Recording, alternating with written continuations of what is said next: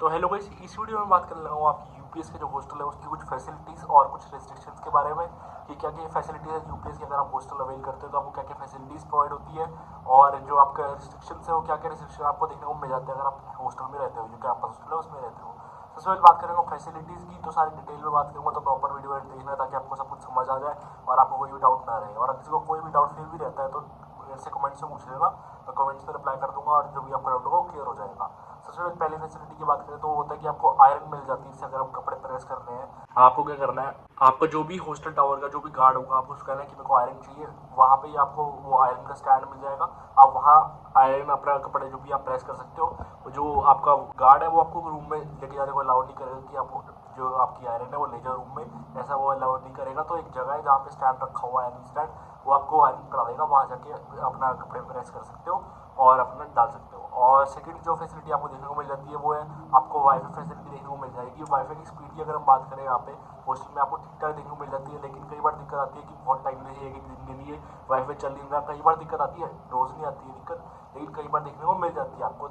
तो ये जो चीज़ें आप ध्यान में रख के चलना और अपना जो इंटरनेट पैक है वो डलवा के रखना अपना फिर। तो कई बार स्पीड स्लो भी रहता है, कई बार स्पीड आपको सही भी देखने को मिल जाती है, तो ये चीज़ आप ध्यान में रखना थोड़ा। और अगली जो फैसिलिटी है वो आपको देखने को मिलती है क्लोथिंग स्टैंड। आपको क्लोथिंग स्टैंड मिलता है, हर एक रूम को एक स्टैंड मिलता है। जैसे अगर आप डबल शेयरिंग ले रहे हो, ट्रिपल शेयरिंग ले रहे हो, तो आपको एक स्टैंड मिलेगा पर रूम के हिसाब से। अगर आपके रूम में 3 बंदे तो आपको एक स्टैंड मिलेगा, ऐसा नहीं हर एक बच्चे को अलग अलग 3 स्टैंड आएंगे एक रूम में, ऐसा नहीं है, एक रूम में एक स्टैंड रहेगा। और मेरे को लगता है वैसे कि डबल शेयरिंग में स्टैंड रहेगा, क्योंकि मैं ट्रिपल शेयरिंग में रह रहा था लास्ट 2 साल से।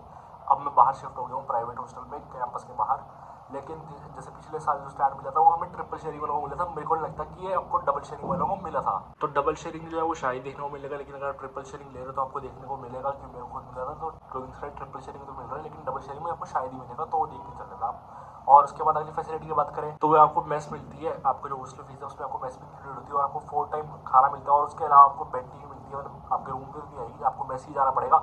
उसका टाइम होता है कुछ 6 से 7 होता है शायद सुबह। आपको बिस्किट मिलता है, बिस्किट का पैकेट मिलता है और आपको चाय मिलती है। और अगर बात करें 4 टाइम खाना तो होता है आपका ब्रेकफास्ट, लंच, स्नैक्स और डिनर। ब्रेकफास्ट आपका होता है 7:30 से 9:30, और जो आपका लंच है वो होगा 12:30 से आपका 2:30 बजे तक, 12 से 2:30 ऐसा कुछ होता है। और जो आपका स्नैक्स होता है 5 से 6 बजे तक, और जो आपका डिनर है वो होगा आपका 8 से 9:30 बजे तक। तो ये टाइमिंग रहती है आपका खाना। थोड़ी दिक्कत मेरे को हुई थी, आपको हुई ना हुई आपके ऊपर है। तो मेरा तो मेन रीज़न जो हॉस्टल छोड़ने का था वो खाना ही था। तो आप भी देख के चलना, आपको भी हो सकती है दिक्कत, मेरे को तो हुई थी दिक्कत खाने से। और उसके बाद अगर हम अगली फैसिलिटी की बात करें तो वो है आपको बस प्रोवाइड होती है एवरी संडे आप सिटी जाने के लिए। सिटी जो है यूपीएस से 10 to 15 किलोमीटर दूर है। तो एवरी संडे, हर संडे एक बस जाती है, कुछ सुबह 10 साढ़े 10 बजे जाती है और 5 साढ़े 5 वापस आ जाती है। तो उसका कोई चार्जेस नहीं लेते यूपीएस वाले, हॉस्टल वाले। जो हॉस्टल वाले सिर्फ वही जा सकते हैं उस बस में हर सुबह। आपको फ्राइडे एक फॉर्म आता है, फॉर्म फिल करना है आपको, और आप फिर संडे को जा सकते हो उस बस में। बस आपको एक जगह उतार देगी सिटी पे, और फिर उसके बाद आप वहाँ से कहीं भी जा सकते हो, और वापस 5 साढ़े 5 जहाँ पे आप बस ने आपको ड्रॉप करा था आपको वहीं पहुँचना, और बस जो है आपको कॉलेज वापस ले आएगी। तो ये होगा आपकी फैसिलिटीज़ की बात। अब करें हम बात आपके रिस्ट्रिक्शंस की, तो पहली रिस्ट्रिक्शन जो है वो है आपका कि आपको कोई भी, मतलब आप स्मोक ही नहीं कर सकते। आप रूम में, हॉस्टल में, कैंपस में स्मोकिंग नहीं कर सकते। आप एल्कोहल नहीं ड्रिंक कर सकते, मतलब ये सब चीज़ें जो है ये अलाउड नहीं है, तो ये चीज़ ध्यान में रखना। और अगली रिस्ट्रिक्शन जो है वो है आपकी टाइमिंग्स की, इन एंड आउट की टाइमिंग्स। आप कॉलेज से कब बाहर जा सकते हो, कब अंदर आ सकते हो। तो अगर बात करें, जैसे अगर रात की बात करें, आप कितने बजे से बाद आप बाहर नहीं निकल सकते, या फिर आपको अगर बाहर हो आप तो कितने बजे के बाद आपको एंट्री नहीं मिलेगी। तो 8 या 8:30 टाइम होता है कई बार। जैसे अगर ज़्यादा विंटर की बात करें तो कई बार 8 टाइम रहता है, लेकिन मेनली जितना मैंने देखा है अब तक 2 साल में, तो 8:30 ही टाइम रहता है। 8:30 से पहले पहले आपको कॉलेज आना पड़ता है, हॉस्टल में आना पड़ता है। और अगर सुबह की बात करिए कि आप कितने बजे तक बाहर नहीं निकल सकते हो, तो अगर आपका कॉलेज है, उस दिन क्लासेस है आपकी, तो आप 8 बजे से पहले बाहर नहीं निकल सकते। 8 बजे के बाद आप बाहर निकल सकते हो। लेकिन अगर आपकी क्लासेस नहीं है तो उसका टाइम कुछ 9 से 9:30 रहता है सुबह, तो उसके बाद आप बाहर निकल सकते हो। और अगर बात करें आपको बाहर निकलना ही है तो आप कैसे निकल सकते हो, तो आपको पेरेंट्स की परमिशन चाहिए होगी। आपको पेरेंट्स की वार्डन से बात करवानी होगी, तो ही जो आपका नाइट आउट पास बनता है एक, जो कि आप बाहर रात में बाहर रह सकते हो उसके थ्रू। और अगर आपको दिन में बाहर रहना तो उसके लिए पास बनता है, लेकिन वो वार्डन साइन कर देते हैं, इसके लिए कोई पेरेंट्स की परमिशन नहीं है। और लेकिन अगर डे आउट पास से आप बाहर जा रहे हो तो आपको रात को 8:30 बजे से पहले पहले अंदर आना होगा। ये आपको चीज़ ध्यान में रखनी है। अगर इससे आप लेट हो गए तो आपके पेरेंट्स को भी कॉल जा सकता है, तो ये चीज़ आप ध्यान में रख के चलना, क्योंकि गेट जो है क्लोज हो जाता है। नेक्स्ट रिस्ट्रिक्शन जो है वो है आपकी कि आपको कोई भी इलेक्ट्रिक चीज़ नहीं जा सकती, जैसे केटल हो गई वो अलाउड नहीं है।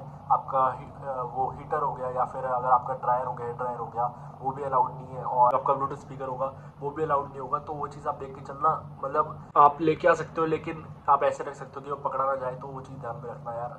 मतलब मैं तो एडवाइस नहीं करूँगा क्योंकि अलाउड नहीं है, तो बाकी आप देख के चल लेना। अगर आपको बहुत ज़्यादा वो है तो आप खुद से देख लेना कि आप ना पकड़े जाओ। बाकी मैं तो एडवाइस नहीं करूँगा क्योंकि ये चीज़ें अलाउड नहीं है, तो कोई भी इलेक्ट्रिक चीज़ अलाउड नहीं है। आपका जो फ़ोन लैपटॉप वगैरह वो तो अलाउड है, लेकिन जो ऐसी चीज़ होगी केटल वगैरह हो गई, इंडक्शन वगैरह हो गया, वो सब अलाउड नहीं, तो वो देख के चलना।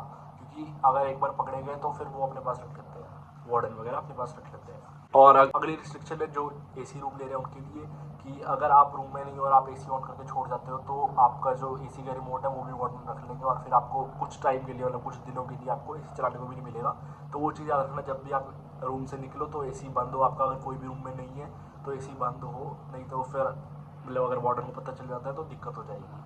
तो ये सारी रिस्ट्रिक्शंस हैं और आपकी फैसिलिटीज़ मैंने बता दी हैं। और अगर किसी को यूपीएस में एडमिशन चाहिए और उसने तक फॉर्म भी नहीं फिल किया तो मैं बता दूँ, डिस्क्रिप्शन में मैंने यूपीएस के एप्लीकेशन फॉर्म का लिंक दे रखा है। आप जैसे ही लिंक पे क्लिक करोगे आपकी यूपीएस की वेबसाइट खुल जाएगी और आपका एडमिशन फॉर्म ऊपर आ जाएगा, वहाँ से फॉर्म फिल कर सकते हो और एडमिशन करवा सकते हो।